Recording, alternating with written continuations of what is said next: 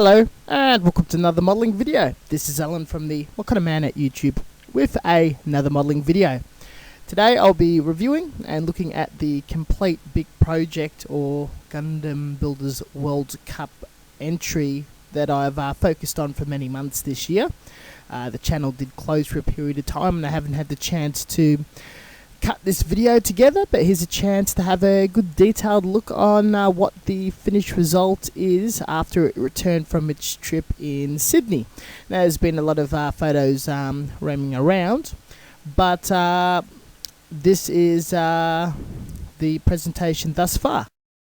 Normally the biggest influence that hits me through the year is the inspiration to the Diorama or project. Last year, being a Tunda Diorama, was due to my overseas visit. This year I've really focused and buckled down in my LARPing hobby and been very influenced in researching armour, building up a kit for myself, and in return, in inspiration of my friends and the group that I hang around and fight with, I've created Gundam caricatures of them and a diorama depicting quite a significant match or battle we had. So this diorama has a lot of meaning to me and other people that are from the community. To other people, I hope it's sort of like a really cool medieval slash Gundam slash battle thing with a very unusual method of modelling and use of materials and scratch building.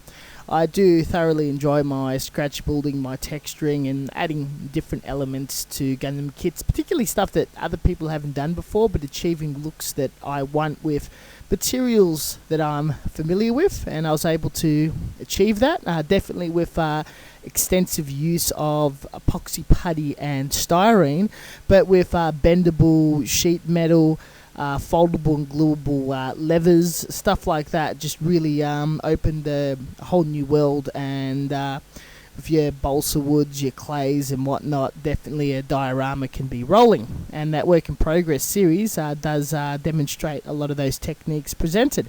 Now, unfortunately, this year has been an extremely tough year for me. I could not spend as much time as I desired in the hobby. A lot of personal elements did interrupt things, needing to be rechanged, changing career paths and whatnot. The model or the kit was definitely overly ambitious. I managed just to scratch build it at a standard that I was very happy with. Unfortunately, the weakest point of this is the painting, and with how the Gunpla Builder World Cup settings of Gundam Worlds and the strict criteria of model standards, the theming and general look and build of it probably wasn't appropriate for the competition, thus not scoring as well as it I shouldn't say as well as it should have, but as well as it potentially, in my hopes of it scoring a little better. But what the finished product is and what it competed against, which this year was very, very powerful in the Australian community. Lots of really awesome models, lots of awesome modelers. And with this current end of the year competition I'm going in, everyone in Australia is getting stronger, so next year's attempt is going to be quite more serious and competitive. This one was more so of me trying to tell a story and trying to encapsulate something that's personal to me and show it to a broader audience, as well as encapsulating and presenting various techniques that are very unique to my style of modelling, such as the layering of chain, the texturing of putty, use of leathers, the rivets by a syringe and PVA glue. What I can definitely say as a modeler, and as always every year for close to 5 years now, this project has definitely pushed my imagination, my scheduling, my skill, my everything in the hobby.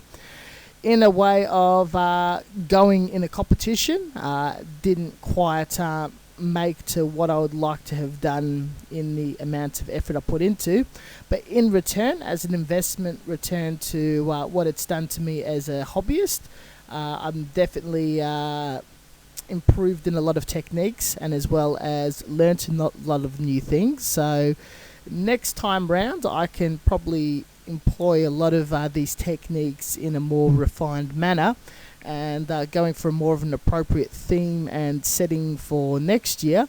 Let's see what could potentially happen. And personally, another thing that the model has definitely visually shown off, I definitely like how it's come out. It's at least minimally, when people look at it, they definitely identify the unique style, and generally among my closer community of friends and whatnot, people, funnily enough, enjoy it.